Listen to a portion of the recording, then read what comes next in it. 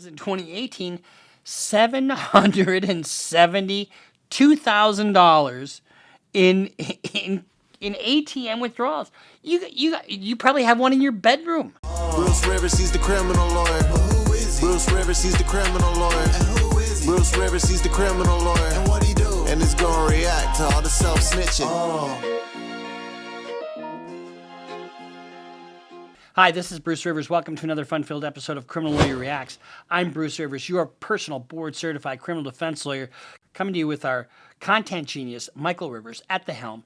Today, this is the Presidential Son edition of CLR, and this is what we do. We analyze criminal cases as they're in the news. Hunter Biden, as you know, has been indicted on 9 new counts. We're going to dive into that. Before we do, this is brought to you by eSign.com. eSign.com, very effective way to remotely do business. Let's say you are in LA and you're staying at one of the fancy hotels that all the Hollywood celebs go to, and you really can't go out because you've had way too much. You've got all these other people hanging out with you, and you're just really kind of not in a good way. But you need a lawyer because you haven't filed your taxes in forever. Well, what do? Well, you get a hold of some professionals who can start getting your life in order. The reason you get a hold of them is because they've downloaded the app for eSign.com. They get at least 3 to 5 signatures a month, and they email you not only a retainer agreement, but also releases of information to get to other professionals so you can file your taxes. I use it all the time in my practice for all kinds of documents. You should too. eSign.com, because if it's not eSign, no one signs. All right, so let's talk about Hunter Biden. Hunter Biden, poor Hunter Biden. So Hunter Biden is a classic case study in excess. When you are an addict and have addict-type behavior, it's going to affect every part of your life. It's going to make you get divorced. It's going to make you owe money. It's going to make you do drugs. It's going to make you do all kinds of shit. Hunter Biden has now been charged with 9 new counts, and they're all tax counts. And the total amount that's owed is $1.4 million. So let's dive into this a little bit. And where you can find the guidelines. So the guidelines are really going to be what drives this. So you've been hearing in the media that he's looking at 17 years, which is like the statutory max, for everything he's charged with. That isn't going to happen. We'll talk a little bit later about realistically what he's looking at.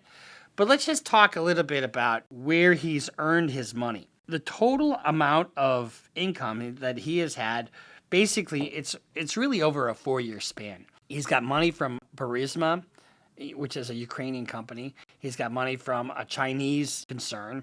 He's got money from other various businesses. And he's got some benefactor. Who the fuck, who's been paying him sometimes $500,000 to $1 million in a calendar year. And just so you know, when everybody gives you money, unless it's over a certain dollar amount, you got to claim it as income. You can't just say, oh, thank you. I mean, now I can just go blow this. So in 2016, $1.2 million. In 2017, $1.9 million. In 2018, $1.6 million. And in 2019, $843,000. Now, by any stretch, that's a lot of fucking money. Okay? That's what? It's about $7 million or thereabouts. In a 4-year span, that's pretty good dough. Now, keep in mind, everybody, how did he make this money? And it's all illegal. And, I'm not going to talk about the illegality or legality of his earnings because I don't know. But we will talk about the illegality of his expenditures and the illegality of not reporting them or not reporting the income and the illegality of falsely reporting. And keep in mind, while this is all going on, he's divorced or getting divorced. He's got a settlement with his divorce. He owes alimony. He owes expenditures for his daughters. And, and anybody can get divorced, okay? It can not work out. It is what it is. Doesn't mean you have to be a dick to your wife. Doesn't mean you have to lie to your ex-wife. Doesn't mean you have to, screw her out of any money. You can be honorable in divorce. But more than that, you have to take care of your family regardless. You just have to. You have to take care of your people regardless. Well, when you are doing crack and hose like nobody's business, you lose sight of that. Let's just talk about some of his expenditures. This is just fucking unbelievable.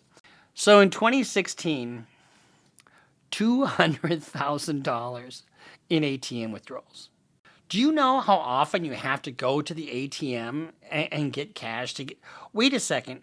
How about 2017? $503,000 in ATM withdrawals. Well, life was just too good in 2018 because in 2018, $772,000 in ATM withdrawals. You probably have one in your bedroom. I mean, and in 2019, $186,000 just in ATM withdrawals. So that's $1.6 million over the course of 4 years in ATM withdrawals. Now, I don't exactly know where these payments are coming from, what counts. And if these are coming from a business account, guess what happens? You got to declare that as income, because are they business expenses? No, because crack is not a business expense, whether it's the kind you smoke or the kind you lick. In 2016, we've got various payments to women. And from 2016 to 2019, there's $683,000 to various women. Clothing and accessories, tuition and education, that's just fine.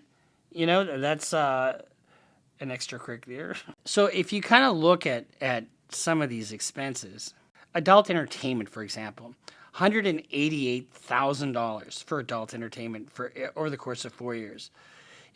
And either way, it's the total expenditures are a little over almost $5 million. So what strikes me in looking at this indictment are some of the stuff. Look at the communications he had with his wife or his ex-wife. So this is in 2018. Now you take the 2018 email and go to the 2018 column. He's got $1.8 million in expenditures.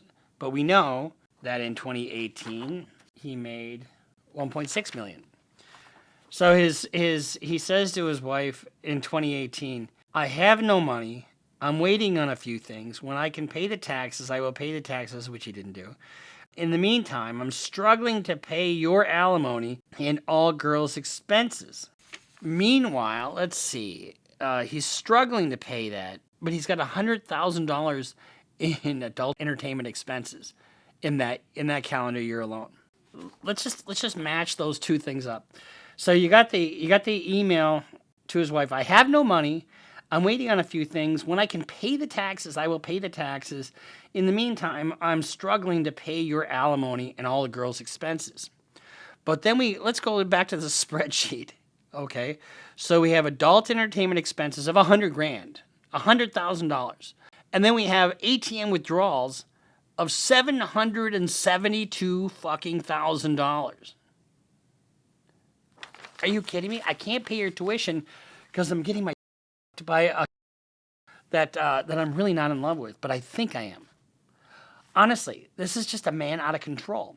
And here's what happens when you go down this rabbit hole. I've seen it. He's just ruining his life. I mean, he's a Yale-educated lawyer, but I guess then again, so was George Bush Jr., right? Doesn't matter. He had all the tickets for success.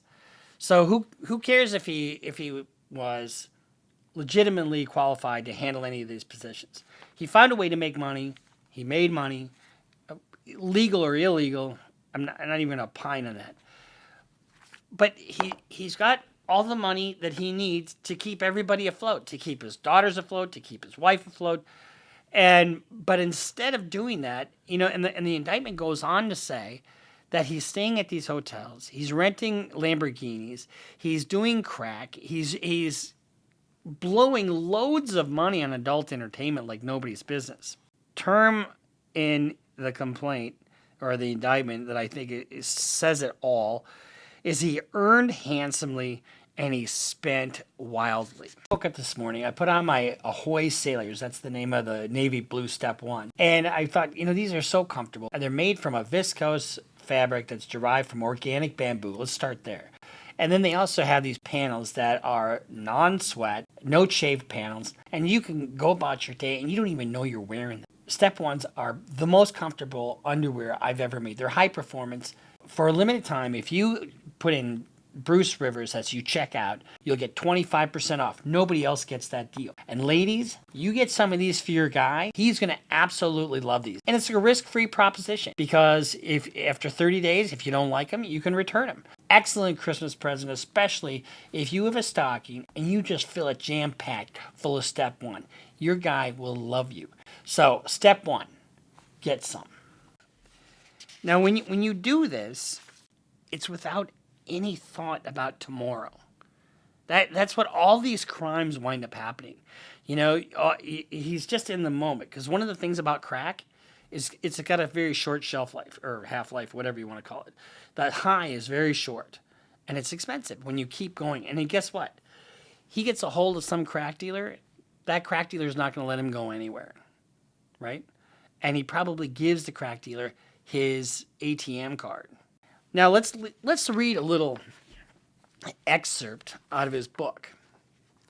Thieves, junkies, petty dealers, over-the-hill strippers, con artists, and assorted hangers-on, who then invited their friends and associates and most recent hookup. They latched onto me and didn't let go with all my approval.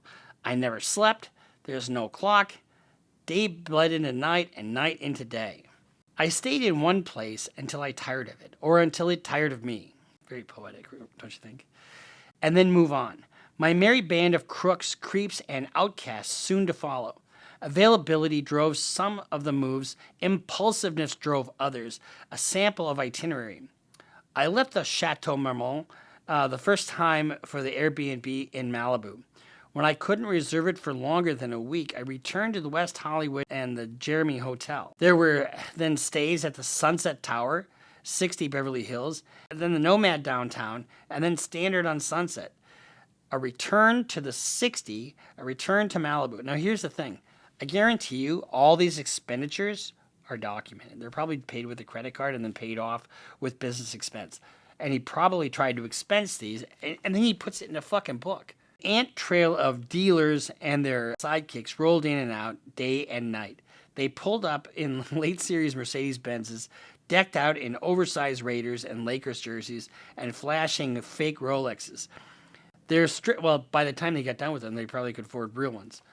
Their stripper girlfriends invited their girlfriends, who invited their boyfriends. They drink up the entire minibar, call room service for filet mignon and a bottle of Dom Perignon. One of the women even ordered an additional filet for her purse-sized dog. Now, this is just a lesson in self-destructive behavior, honestly.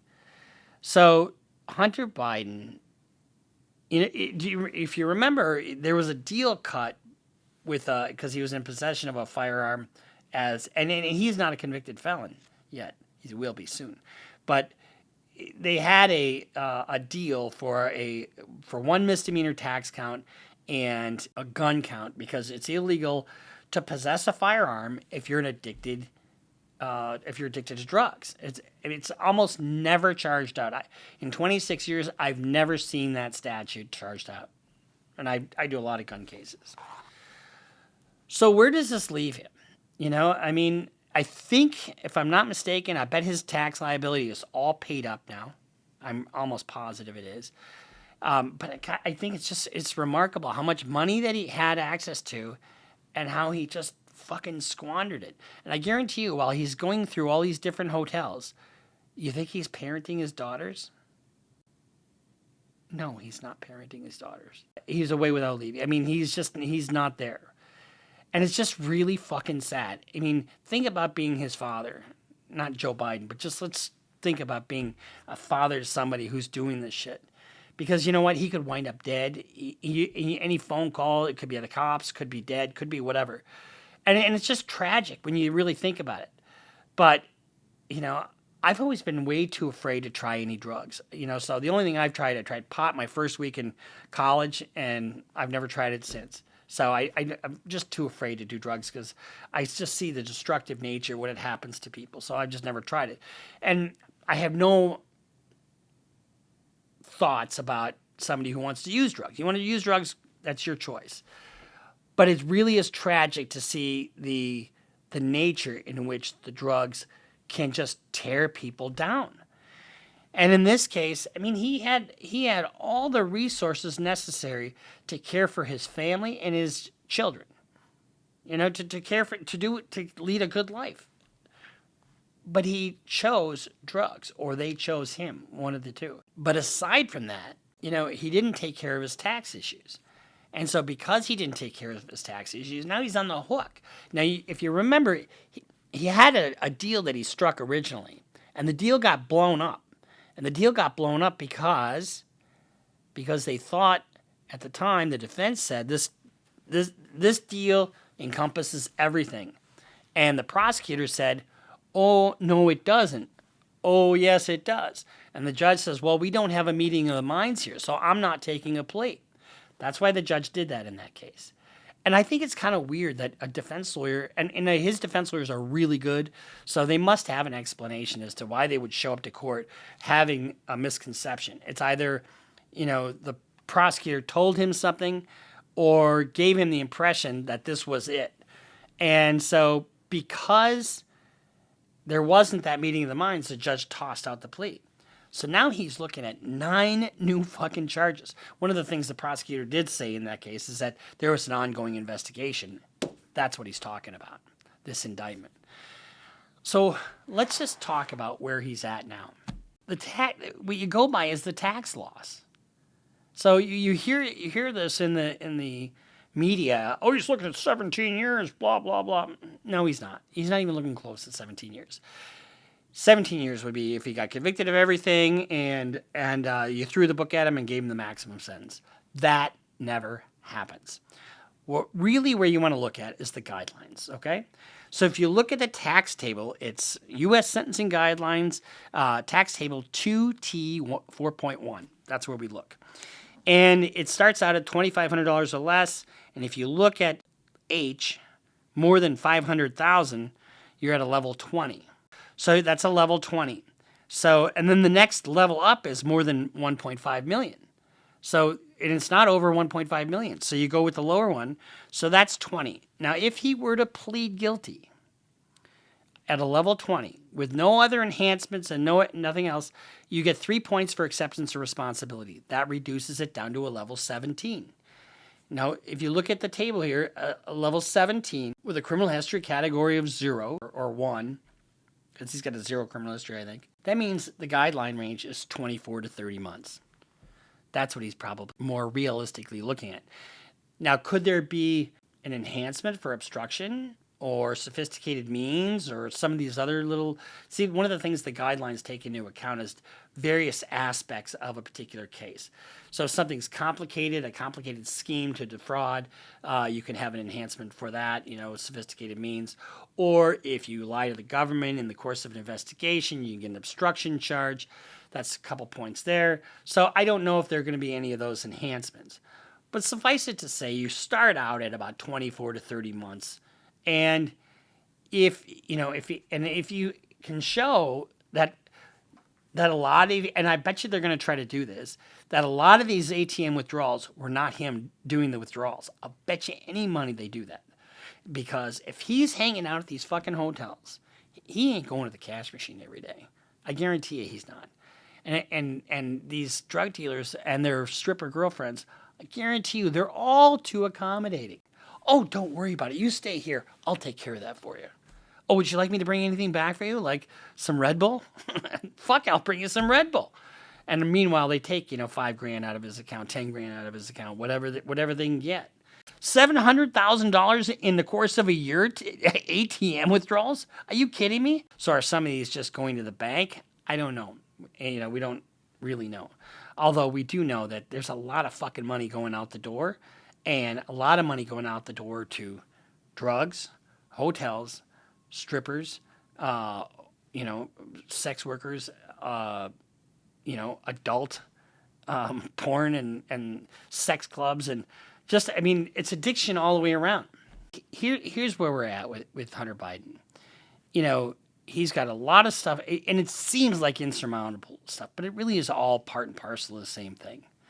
And all these counts will be grouped and sentenced to really kind of as one, because it's kind of a one single course of conduct, really. And if he's already paid you know, his back taxes. And so where do we go from here? And if he's gone to treatment and he's sober and, you know, those done all his post-offense rehabilitation, I could see him getting a sentence similar to Martha Stewart, 6 months. I mean, and you might think, oh my God, that's nothing. But a lot of times these things aren't even charged out. A lot of times they're just held as a civil case. Okay, well, you owe this and you owe all these penalties. We'll get you on a payment plan. We'll structure it and we'll see you later. So that's how they're usually handled. But this is kind of an extreme example of just not taking care of your shit. So I don't think he's going to get any more than 30 months. And I think it's quite likely he could get as little as 6 months. He's got an incredible team of lawyers.